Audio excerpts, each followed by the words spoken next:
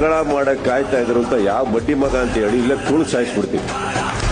Doctor Rajkumar ಹೇಗಿದ್ರು ನೋಡಿದ್ರೆ ಮುತ್ತು Tulu ಸಾಯಿಸ್ತಾರಂತೆ.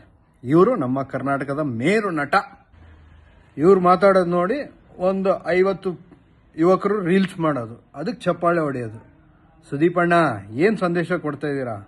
ವೈಲೆನ್ಸ್ನ encourage ಮಾಡ್ತಾ ಇದ್ದೀರಾ ಇಲ್ಲ ನೀವು ಜೈಲಿಗೆ ಹೋಗ್ಬೇಕಂತ ರೆಡಿ ಆಗಿಬಿಟ್ಟಿದ್ದೀರಾ? ಏನು ಭಕ್ತ ಕುಂಬಾರ ತುಳು ಸಾಯಿಸ್ಲಿಕ್ಕೆ? ಅದು ಯಾವ ಕಾಂಟೆಸ್ಟಲ್ಲಿ ಮಾತಾಡಿದ್ರಂತೂ ನನಗೆ ಗೊತ್ತಿಲ್ಲ. ಬಟ್ ಕರ್ನಾಟಕದ ಮೇರು ನಟ ಅನ್ನೋದನ್ನ ನೀವು ಮರಿತಾ ಇದ್ದೀರಾ. ಡಾಕ್ಟರ್ ರಾಜ್ಕುಮಾರ್ ಹೇಗಿದ್ರು ನೋಡಿದ್ರೆ ಮುತ್ತು. ನಮ್ಮ ರಜನಿಕಾಂತ್ ಹೇಗಿದ್ದಾರೆ? ಅವ್ರು ಏನಕ್ಕೆ ದೇಶನೇ ಹೊಗಳಿ ಕೊಂಡಾಡುತ್ತೆ ಅವ್ರ ಬಿಹೇವಿಯರ್ಗೆ.